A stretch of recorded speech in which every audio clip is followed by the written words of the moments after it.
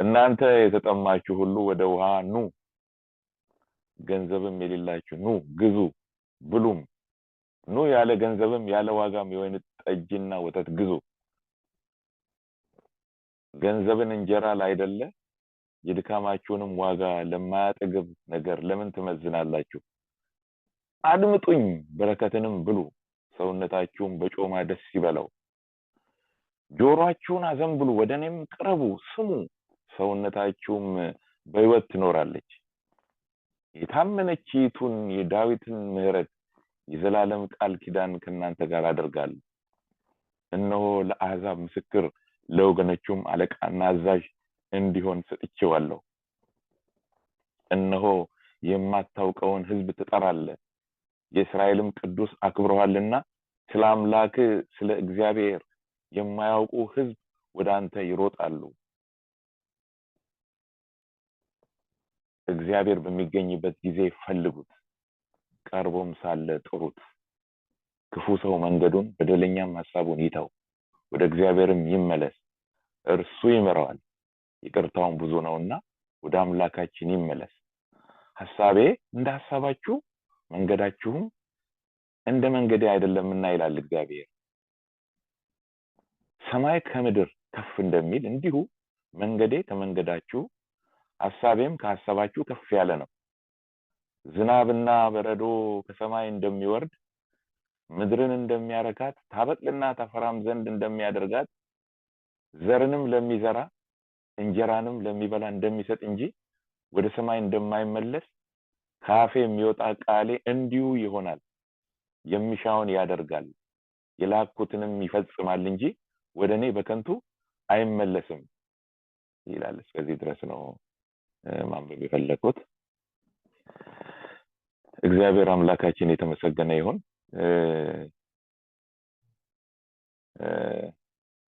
እግዚአብሔር ሆይ ይህንን ቃል አንተ አብራራልን፣ ፍቺውን እግዚአብሔር ሆይ ንገረን፣ ፍታልን።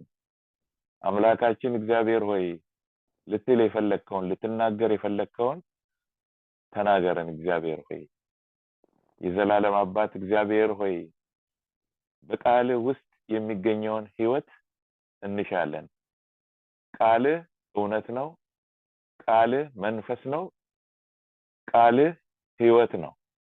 እግዚአብሔር የዘላለም አባት ሆይ እንደተናገርከው በቃልህ ውስጥ በዚህ በእውነት ቃል በዚህ በመዳን ወንጌል ውስጥ በዚህ እግዚአብሔር ሆይ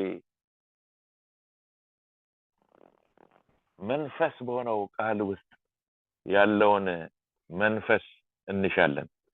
በቃልህ የሚገኘውን መንፈስ እንሻለን፣ ሌላ መንፈስ አይደለም። እግዚአብሔር አምላካችን ሆይ ብዙዎች በቃልህ ውስጥ ያለውን መንፈስ ሳይሆን እግዚአብሔር ሆይ ሌላ መንፈስ ይዘው ልክ ያንተ መንፈስ እንደሆነ አድርገው ተቀብለው ያስተናግዳሉ። እግዚአብሔር የዘላለም አባት ሆይ ያንተ መንፈስ በቃልህ ውስጥ ያለው ነው። ያንተ መንፈስ ከመንፈስ ቅዱስ ጋራ አይጋጭም። ያንተ ቃል ከመንፈስ ቅዱስ ጋራ አይጋጭም። በቃልህ ውስጥ ያለው መንፈስ ከመንፈስ ቅዱስ ጋራ አይጋጭም። እግዚአብሔር አምላካችን ሆይ በቃልህ ውስጥ ያለውን መንፈስ ማግኘት ይሁንልን። በቃልህ ውስጥ ያለውን ሕይወት ማግኘት ይሁንልን። ሕይወት እንዲሆንላችሁ እንዲበዛላችሁ ባልከው መሰረት እግዚአብሔር ሆይ ሕይወት ይሁንልን፣ ይብዛልን። ልናውቅ፣ ልንማር፣ ልንመከር፣ ልንገሰጽ የሚገባን ነገር ቢኖር በቃልህ ውስጥ እግዚአብሔር ሆይ ያልተረዳነው ነገር እስካሁን ድረስ ቢኖር መረዳትን ስጠን። እግዚአብሔር ሆይ ከሐሳብህ ጋር አገናኘን። የዘላለም አባት እግዚአብሔር ሆይ ለቃልህ ደግሞ ክብር የምንሰጥ ሰዎች አድርገን። እግዚአብሔር የዘላለም አባት ሆይ ለቃልህ ክብር የምንሰጥ ሰዎች አድርገን። እግዚአብሔር ሆይ ለቃልህ ክብር ያልሰጠ ሳኦል እግዚአብሔር ሆይ አልቀናለትም፣ መንገድ አልቀናለትም። እግዚአብሔር ሆይ ተዋረደ። እግዚአብሔር የዘላለም አባት ሆይ እንደዛ እንዳንሆን አንተ ሲሰሙ ደስ እንደሚል ጌታ እግዚአብሔር ሆይ ሌላ እግዚአብሔር የሰባ ነገር ቢያቀርቡ ደስ እንደማያሰኝ ደግሞም ያ ብቻ እንደማትቀበል ቃል ያስተምረናል። እግዚአብሔር የዘላለም አባት ሆይ አንተን በመስማት ጌታ እግዚአብሔር ሆይ አንተን ደስ ማሰኘት አለ። እግዚአብሔር ሆይ መቀየር መለወጥ አለ። በህይወት ማደግ አለ። እግዚአብሔር መስተካከል አለ። እግዚአብሔር ቃል በከንቱ አይደለም የሚመጣው፣ በከንቱ አይላክም። በከንቱ አልተጻፈም። በኢየሱስ ክርስቶስ ስም እግዚአብሔር የዘላለም አባት ሆይ መለወጥ ለምንሻ ለኛ እግዚአብሔር ሆይ መስተካከል በህይወት ማደግ ለምንፈልግ ለኛ እግዚአብሔር ሆይ ቃልህን ማክበር ይሆንልን። ለቃልህ ክብር እንስጥ እግዚአብሔር ሆይ። ዝቅ እንበል እግዚአብሔር ሆይ። ይሄ እና ያ አለን ብለን ራሳችንን እግዚአብሔር ከፍ ከፍ አናድርግ። አምላካችን እግዚአብሔር ሆይ ሐዋርያው ጳውሎስ እንኳን ስንት ነገር በህይወቱ ሆኖ እግዚአብሔር ሆይ ገና እንዲያስቱት አልቆጥርም ካለ እግዚአብሔር አምላካችን ሆይ በጌታ በኢየሱስ ክርስቶስ ስም ጸልያለሁ። እኛማ ጌታ እግዚአብሔር ሆይ ብዙ ይቀረናል። እግዚአብሔር የዘላለም አባት ሆይ በጌታ በኢየሱስ ክርስቶስ ስም አንተን መስማት ለቃል ክብር መስጠት ይሆንልን። ስለሁሉ ተመስገን በጌታ በኢየሱስ ክርስቶስ ስም አሜን አሜን አሜን። ክብር ለእግዚአብሔር ለአምላካችን ይሁን። ባነበብኩት ክፍል እግዚአብሔር በሚገኝበት ጊዜ ፈልጉት ቀርቦም ሳለ ጥሩት ይላል እና ይሄ በጣም ወሳኝ ነገር ነው። ይሄንን ቁጥር 6 ላይ ያለውን ለመናገር ከላይ የተባሉ ነገሮች አሉ። እናንተ የተጠማችሁ ሁሉ ወደ ውሃ ኑ፣ ገንዘብ የሌላችሁ ኑ፣ ግዙም ብሉም ኑ ያለ ገንዘብ እግዚአብሔር አምላክ የተዘጋጀ አምላክ እንደሆነ ለመባረክ፣ ሰውን ለመለወጥ፣ ለመርዳት፣ ለማገዝ፣ በክብሩ ለማኖር፣ ሰውን በኃይሉ ለመሙላት፣ በጽድቅ ህይወት ለማራመድ፣ በቅድስና ለማኖር እግዚአብሔር አምላክ የሩቅ አምላክ አይደለም። እግዚአብሔር ለመባረክ ህዝቡን በመንፈሱ ለመባረክ እግዚአብሔር ዝግጁ ነው። የሩቅ አምላክ አይደለም። ኑ ይላል። ኑ እናንተ የተጠማችሁ ወደኔ ወደ ውሃ ኑ ይላል እግዚአብሔር። ኑ ይላል። ይሄ ምንድነው ብለን ስንል እግዚአብሔር የተገኘበት ሰዓት ነው። እሱ የተገኘበት ጊዜ ነው። እሱ ማይገኝበት ጊዜ አለ? የለም። ይሄ የተጻፈበት ምክንያት እንድናውቅ ነው። እግዚአብሔር ይወላችሁ በአዲስ ኪዳንማ እንደውም በደንብ እንዲገባን ስለፈለገ የእግዚአብሔር ቃል ምን አለ? ስሙንም ስሙንም አማኑኤል ይሉታል። የስሙም ትርጓሜ እግዚአብሔር ከኛ ጋር ነው። የእግዚአብሔር መንግስት መጽሐፍ ቅዱስ ሲናገር ጌታ ኢየሱስ እንደተናገረው በመካከላችሁ ናት። ምን ማለት ነው? እግዚአብሔር አምላክ የሩቅ አምላክ አይደለም። እግዚአብሔር የሩቅ አምላክ አይደለም። እግዚአብሔር የቅርብ አምላክ ነው የሚለውን የሚያመለክት ነው። ለምንድነው እግዚአብሔር የቅርብ አምላክ ነኝ ብሎ የሚናገረው? ለምንድነው እግዚአብሔር እኔ የሩቅ አምላክ አይደለሁም ብሎ የሚናገረው? ሊባርከን ነው። ህይወታችን ሊቀይር ነው። በኃይሉ ሊሞላን ነው። በቅድስናው ሊሞላን ነው። በመንገዱ ሊያስኬደን ነው። ሌላ ለምን ሊሆን ይችላል? ቢዝነስ አይሰራ ከኛ ጋር ሌላ አጀንዳ የለውም። እኛ ነን እንደውም ያለ እግዚአብሔር የማያውቀውን አጀንዳ በመፍጠር የምናስቸግር እንጂ እግዚአብሔር አምላካችን አጀንዳው ምንድነው? የልጁን መልክ እንድንመስል ነው። ይሄ እኮ ነው በቃ። ልጁ በብዙ ወንድሞች መካከል በኩር ይሆን ዘንድ አስቀድሞ ያወቃቸውን ወስኗልና እያለ አይደለም የሚናገረው? ጠራቸው፣ አጸደቃቸው፣ አከበራቸው። ይሄ ነው በቃ እግዚአብሔርን መስለን እንድንኖር ነው። ሲፈጥረን የነበርንበት መጀመሪያ ስንፈጠር ሰውን እግዚአብሔር በመልኩና እንደምሳሌው ፈጠረ አይደለም የሚለው? እና ስለዚህ እግዚአብሔር አምላካችን በቁጥር 6 ላይ እግዚአብሔር በሚገኝበት ጊዜ ፈልጉት፣ ቀርቦም ሳለ ጥሩት ይላል። ዓላማው ምንድነው? እሱ አማኑኤል ነው፣ የእግዚአብሔር መንግስት በመካከላችሁ ናት ማለት ነው። እግዚአብሔር እኔ የሩቅ አምላክ አይደለሁም ብሏል። ሌላ ቦታ ክፍሉን ማውጣት እችላለሁ። የሚያስፈልገው ቃሉ ነው። እግዚአብሔር እኔ የሩቅ አምላክ አይደለሁም ብሏል። ጌታ ቅርብ ነው ተብሎ ተጽፏል። ስለዚህ የእግዚአብሔር ቃል በአንዳች አትጨነቁ፣ ባለፈው አይሼ ሲያገለግል የነበረው ሁሉ ጊዜ በጌታ ደስ ይበላችሁ፣ ልመናችሁን አስታውቁ እንጂ በአንዳች ነገር አትጨነቁ። ጌታ ቅርብ ነው። ገርነታችሁ ለሰው ይታወቅ፣ ጌታ ቅርብ ነው እያለ እግዚአብሔር የሩቅ አምላክ እንዳይደለ በተለያየ መንገድ በተለያየ አገላለጽ የእግዚአብሔር ቃል ይናገራል። የእግዚአብሔር መንግስት በመካከላችሁ ናት። ስሙንም አማኑኤል ይሉታል። የስሙ ትርጓሜ እግዚአብሔር ከኛ ጋር ነው። ማን ነው ታዲያ እግዚአብሔርን የሩቅ አምላክ የሚያደርገው? ማን ነው ታዲያ እግዚአብሔርን አያይም የሚል? ያዕቆብ እስራኤልም ሆይ አልሰማህም?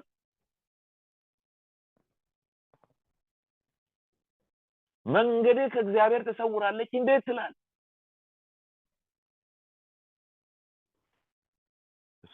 እሱ እንደዛ ያለበት ምክንያት እስራኤል ያዕቆብ መንገዴ ተሰውሯል ያለበት ምክንያት እግዚአብሔር አያይም፣ አይሰራም፣ አይመልስም፣ ደክሟል ለማለት ነው። መጽሐፍ ቅዱሳችን ለዛ መልስ ሲሰጥ ራሱ እግዚአብሔር እሱ አይደክምም፣ አይታክትም እያለ ለደካሞች ኃይልን ይሰጣል፣ ጉልበት ለሌላቸው ጉልበትን ይጨምራል። እግዚአብሔርን በመተማመን የሚጠባበቁ ኃይላቸውን ያድሳሉ፣ እንደ ንስር በክንፍ ይወጣሉ፣ ይሮጣሉ፣ አይደክሙም፣ አይታክቱም እያለ ተናገረበት ማለት ነው። ስለዚህ እግዚአብሔርን እንደ እግዚአብሔርነቱ መረዳት በጣም አስፈላጊ ነው። እንግዲህ መጽሐፍ ቅዱሳችን እኔን እወቁ ይላል አይደል? እግዚአብሔር እወቁኝ፣ ኑ እረፉ፣ እኔም አምላክ እንደሆንኩ እወቁ የሚልበት ምክንያት ምንድነው? እግዚአብሔርን በማወቅ ውስጥ እግዚአብሔርን እንደ እግዚአብሔርነቱ ማወቅ አለ ማለት ነው። እግዚአብሔርን እንደ እግዚአብሔርነቱ ስናውቀው ደግሞ እረፍት ነው።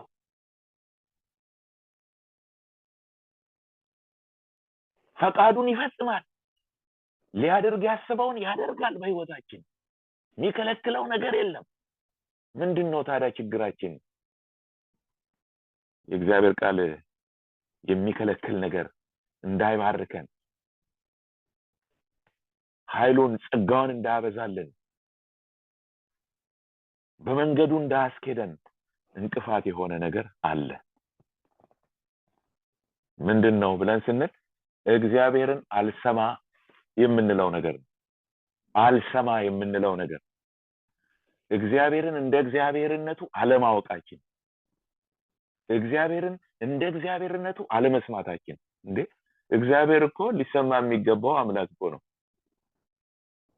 ያውም ደስ ሲያለን እየናፈቅን ልንሰማው የሚገባው አምላክ ነው። ምክንያቱም እሱን ሰማም ማለት ዓላማው በሙሉ ለኛው ነው። እኛን መለወጥ ነው፣ እኛን ማክበር ነው፣ ሌላ ነገር አይደለም። እኛን መንፈሳዊ ማድረግ ነው፣ እኛን ሰማያዊያን ማድረግ ነው፣ በተግባር አክቹአሊ በወሬ ሳይሆን ማለት ነው። ስለዚህ እግዚአብሔር በሚገኝበት ጊዜ ፈልጉት፣ ቀርቦም ሳለ ጥሩት ይላል። እና እግዚአብሔር እንዴት ነው የሚገኘው ብለን ስንል እግዚአብሔር ታዲያ የእግዚአብሔር ህልውና አሁን ሰዎች እንደው የእግዚአብሔር ህልውናው ተሰማኝ፣ ዛሬ ህልውናው ተሰምቶኛል፣ ዛሬ ህልውናው አልተሰማኝም የሚሉበት ነገር አለ። ምንድነው የእግዚአብሔር ህልውና ተሰማኝ አልተሰማኝ የምንለው ነገር? ይሄ እግዚአብሔር የሚናገረው ነገር የእግዚአብሔር ህልውና አይደለም ወይ? እግዚአብሔር በቃሉ ተመለሱ ብሎ ሲናገረን ይሄ የእግዚአብሔር ህልውና አይደለም ወይ ወገኖች? ምንድነው ቆይ የእግዚአብሔር ህልውና ዛሬ አልተሰማኝም ተሰማኝ ምናምን የምንለው ምንድነው? ለምን ቁንጽል ነገር ብቻ ስለ እግዚአብሔር ህልውና እንሰጣለን? ለምን የእግዚአብሔርን ህልውና ዴፊኒሽን ስንጮህ ሲያስጮህን የእግዚአብሔር ህልውና ተሰምቶናል? ተመለሱ ወደኔ ይላል እግዚአብሔር ሲናገረን ንስሐ ግባ ሲለን የእግዚአብሔር ህልውና አልተሰማን። ምን ማለት ነው? አያችሁ የእግዚአብሔርን ቃል ሮንግ ዌይ የምንረዳባቸው መንገዶች በጣም ብዙ አሉ። በጣም ጉድለት አለ ማለት ነው የእግዚአብሔርን ሐሳብ መረዳት ላይ። ስለዚህ እግዚአብሔር አምላካችን ቀርቦም ሳለ ጥሩት ሲል ምን ማለት ነው? እግዚአብሔር በሚገኝበት ጊዜ እግዚአብሔር ይናገራል፣ ቃሉን ይናገራል። መመለስ ካለብን ተመለሱ ይለናል፣ መገሰስ ካለበት ይገስጸናል። ስለዚህ እሱ ቀርቦ ሲናገረን አሜን ስንል እየተስማማን ነው። ይሄ ነው ቀርቦ ሳለ እርሱን መጥራት፣ ከእርሱ ጋር መስማማት ማለት ነው። እሱን መጥራት ማለት ከእርሱ ጋር መስማማት ነው። አሜን ማለት ነው። እግዚአብሔርን መስማት ማለት ነው። እሺ ማለት ነው። እሱ በሚገኝበት ጊዜ ልባርክ መጥቻለሁ፣ ልባርክ በመካከል አለውኝ። ለምን በከንቱ ትደክማለህ? እኔ ላሳርፍ። ገንዘብን እንጀራ ላይ አይደለ የድካማችሁን ዋጋ ለማጠግብ ነገር ለምን ትመዝናላችሁ? አድምጡኝ ማለት ምን ማለቱ ነው? እርካታና እፎይታ በገንዘብ የሚገኝ ይመስል ትኩረት አቅጣጫ ሁሉ እሱ ላይ ሆነ። በሱ የምታገኘው ነገር የለም። እኔን አድምጡኝ፣ በረከትን ብሉ፣ እውነተኛ በረከትን ብሉ ነው የሚለው እግዚአብሔር። ሰውነታችሁን በጮማ ደስ ይበለው። ይሄ መንፈሳዊ ነገር ነው ወገኖቼ። ጆሮአችሁን አዘንብሉ እኮ ነው የሚለው። ወደኔም ቅረቡ። ታዲያ ምን ማለት ነው? ጆሮአችሁን አዘንብሉ ሲል ስሙኝ ማለቱ አይደለም እግዚአብሔር?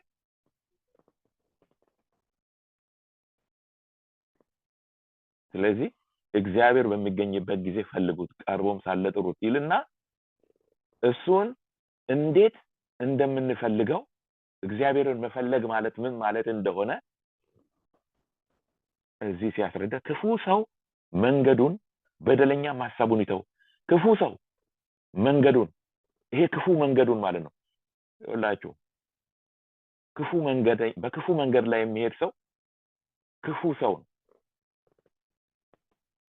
ክፉ ሰው መንገዱን ይተው። ይሄ ክፉ መንገዱን ይተው፣ በደለኛ ሐሳቡን ይተው። በደልን ምን ማለት ነው? ሰው በክፉ መንገድ ላይ ዝም ብሎ ይሄዳል። ለደቂቃ፣ ለሰዓታት፣ ለሳምንታት፣ ለወራት ዝም ብሎ ይሄዳል። ሰው በበደል እየበደለ ዝም ብሎ ይቀጥላል። ይሄንን ነገር አቁሙ፣ ተው ነው የሚለው እግዚአብሔር። ወደኔ ተመለሱ፣ ወደ እግዚአብሔር ይመለስ፣ እርሱም ይመራዋል። ይቅርታውን ብዙ ነውና ወደ አምላካችን ይመለስ። ይሄ ክፉ ሰው፣ ይሄ በደለኛ ሰው መንገዱን ይሄ ክፉ መንገዱን ይተው። ይሄንን የበደል ሐሳቡን ይተው፣ ወደ እግዚአብሔር ይመለስ።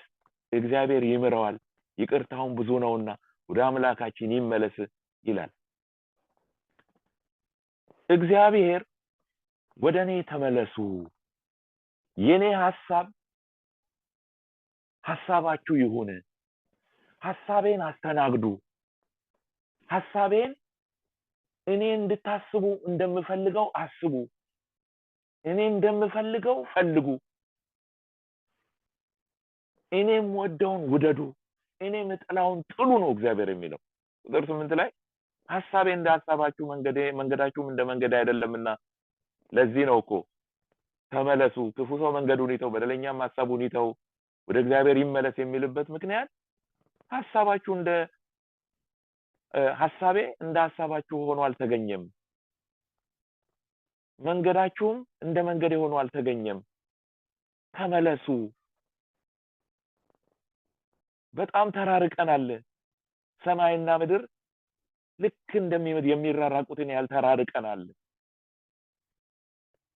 እያለ ነው የሚናገረው ቁጥር 10 ላይ ዝናብና በረዶ ከሰማይ እንደሚወርድ ምድርን እንደሚያረካት ታበቅልና ታፈራም ዘንድ እንደሚያደርጋት ዘርንም ለሚዘራ እንጀራንም ለሚበላ እንደሚሰጥ እንጂ ወደ ሰማይ እንደማይመለስ ካፌ የሚወጣ ቃሌ እንዲሁ ይሆናል የሚሻውን ያደርጋል የላኩትንም ይፈጽማል እንጂ ወደኔ በከንቱ አይመለስም ምን ማለት ነው እግዚአብሔር እሰራለው እያለ ነው እግዚአብሔር በስራ ላይ ነው እግዚአብሔር እሰራለው እያለ ነው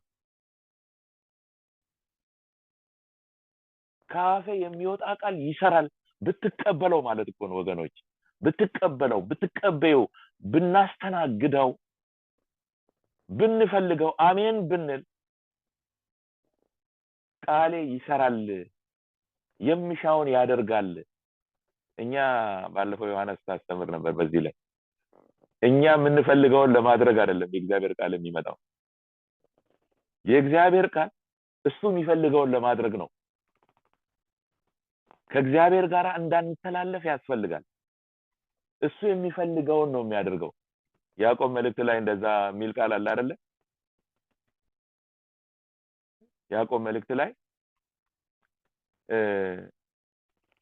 እግዚአብሔር ምንም ትዕግስት የሚጎላችሁ ሳይኖር ፍጹማንና ሙሉዋን ትሆኑ ዘንድ ስራውን ይፈጽም ይላል እግዚአብሔር ፍጹማንና ሙሉዋን ትሆኑ ዘንድ ስራውን ይፈጽም እግዚአብሔር በስራ ላይ ነው ስራው ደግሞ እኛ ፍጹማንና ሙሉዋን እንሆን ዘንድ ነው ይፈጽም ምንም ትዕግስት የሚጎላችሁ ሳይኖር አንዳንድ ጊዜ የእግዚአብሔር ነገር እኛን ሲሰራን የኛን ትዕግስት የሚጠይቅ ነገር ሁሉ ሀፕን ሊያደርግ ይችላል ምክንያቱስ እኛም በሚሰራበት ጊዜ የሚነቅለው ነገር አለው የሚነቅለው ያንን ሲነቅል ፔንፉል ሊሆን ይችላል ስለዚህ የኛን ትዕግስት ይፈልጋል እሱ ሲነቅል ቶቶቶቶቶቶቶቶ አሞኛል ያመመኝ ስለሆነ ተወዛው ይሁን ካልን እግዚአብሔር ስራውን እንዳይፈጽም እየከለከልነው ነው እያስቆምነው ነው ማለት ነው የእግዚአብሔር ሐሳብ የእግዚአብሔር ቃል ወደኛ ሲመጣ የሚሻውን የሚፈልገውን ሊያደርግ ነው የሚመጣው እሱ የሚሻውና የሚፈልገው ነገር ደግሞ ጥቅማችን ነው ለኛ ልንረዳ ይገባል ቢያመንም እንኳን የሚነቅለው ነገር ሲነቅለው ሲያነቃንቀን ሼክ ሲያደርገን ጥርሳችንን አሞን እኮ ወገሻ ድሮ ሀገር ቤት ሲነቅል ያማል እኮ እነሱ አንስተሻ ምናምን የላቸውም ያማል እንደምንም ብሎ ያለን ንቅል ካደረገው በኋላ ከዛ በኋላ እንላለን አረፍን እንላለን ያ የሚጠፈጥፈው ነገር ሁሉ እኮ ይቆማል ፔኗ ለጊዜው ታማለች ከተነቀለም በኋላ እየዳነ ነው የሚሄደው እየዳነ ይሄዳል ከዛ እፎይ አረፍን እንላለን ከህመም እንገላገላለን ነገር ግን ሲነቅለን ወገሻው ያማል አቁም ብለን ብንለውሳ መጀመሪያ ወገሻ ጋር ስለምን መጣ ህመም ስላለ ችግር ስላለ አይደለም እንዴ ተገንዝበን አይደለም እንዴ መጣን ባናስነቅለውሳ ያንን የበሰበሰ ጥርስ ነርቫችንን የነካውን ጥርስ ምን ይሆናል በራሱ ጊዜ ይድናል አይድንም አይገርማችሁ ምን ይያለ እንደውም ኮምፕሊኬሽን እየፈጠረ በጥርስ ህመም ምክንያት የሞተ ሰው አውቃለሁ ምክንያቱም በተለይ አፐርጆ ከላይ ያለው በስብሶ በሱ ምክንያት ሰብሲስ የሚባል ነገር አለ ባክቴሪያዎቹ ወደ ደም ስር ውስጥ ገብተው ጠቅላላ ሰውነቱን ወረው ከይሄ ምንድነው የሚባል ነገር አለ ሰብሲስ ኬሚያ የሚባል ነገር አለ ይህ ባክቴሪያው በደም ውስጥ ሁሉ ተሰራይቶ ከዛ ጭራሽ ሰብሲስ የሚባል ሆኖ ሰብቲክ ሾክ ፈጥሮ ሰውየው ከአቅሙ በላይ ከቁጥጥር ራሱን ስቶ ሞቷል የሚያዋጣው ምንድነው ማለት ነው ቢያመንም መነቀሉ ነው የሚያዋጣው ማለት ነው እንደዛው ነው እዚህም የእግዚአብሔር ነገር እኛን ሊሰራ ሲመጣ ትዕግስትን የሚጠይቁ ነገሮች ምናልባት ህመም ነገሮች ሊሰሙን ይችላሉ። ይሰማን ፔንፉል የሆነ ነገር እሱ የሆነ ቦንድ አለ፣ የተጣበቀ ቦንድ አለ። አንለቅ ያልነው የተጣበቀብን እኛም የተጣበቅንበት ፈቃደኛ ስንሆን ስራን ብለን ስንለው እግዚአብሔር ስራው ይጀምራል ሊያላቅቅ ማለት ነው። አለበለዚያ ግን እኛ ፈቃደኛ ካልሆነን እንደዛው ነው የምንቀጥለው። በግድ የሚሆን ነገር የለም። ለዚህ ነው ቀርቦም ሳለ ጥሩት የሚለው። ቀርቦም ሳለ ጥሩት፣ እግዚአብሔር በሚገኝበት ጊዜ ፈልጉት፣ ቀርቦም ሳለ ጥሩት።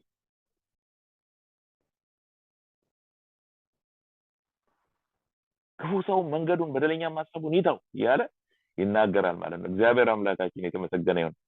እኔ የእግዚአብሔርን ህልውና እግዚአብሔር ሰው እንዴት ነው እግዚአብሔር ዝም ብሎኛል የሚለው? እንዴት እንደዚህ ይባላል? ከእግዚአብሔር ቃል ጋር እኮ ይጋጫል።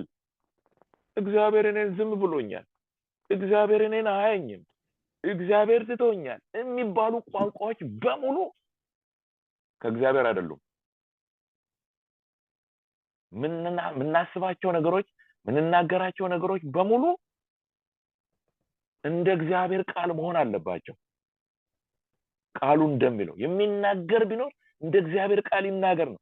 ምናስብ እንደ እግዚአብሔር እናስብ፣ እንደ እግዚአብሔር ሐሳብ፣ እንደ እግዚአብሔር ቃል። ምናደርገውንም ነገር ምናገለግለውን ነገር ስንኖርም እንደ እግዚአብሔር ቃል እንኖር፣ ስንናገርም እንደ እግዚአብሔር ቃል፣ ስናገለግልም እንደ እግዚአብሔር ቃል። እንደዛ ነው እንጂ እግዚአብሔር እኔን ትቶኛል፣ እግዚአብሔር እኔን ትቶኛል፣ እግዚአብሔር እኔን አያይም ለምን ትላለህ? መንገዴ ከእግዚአብሔር ተሰውሯል እንዴት ትላለህ? እግዚአብሔር አምላካችን የተመሰገነ ይሁን። እና ወገኖቼ ለእግዚአብሔር መገኘት ለህልውናው የምንሰጣቸው ትርጉሞች በጣም ጠባብ ናቸው፣ በጣም ጠባብ ናቸው። የሆነ በመንፈስ ቅዱስ ስንሞላና በኃይል እግዚአብሔርን ማመስገን ስንጀምር የእግዚአብሔር ህልውና ተሰማኝ እንላለን። እግዚአብሔር ወገን ልጄ ወይ ተመለስ ብሎ ሲል ከዛ ወደ ቤት ስንሄድ እኮ ለሰው ማንናገር እንዴት ነው ዛሬ ምናምን ምንም አይልም እንላለን። ምንም አይልም። እግዚአብሔር ነፍስን ሊመልስ ወደኔ ተመለስ ሊያድን ሲል የእግዚአብሔር ህልውና አልተሰማኝም የሚል ሐሳብ እንዴት ይገባል? እግዚአብሔር አምላካችን የተመሰገነ። ብዙ ያስተምሮ ዝንፈቶች አሉ፣ ብዙ በጣም ዲፊሲቶች አሉ፣ ብዙ ቀዳዳዎች ክፍተቶች አሉብንና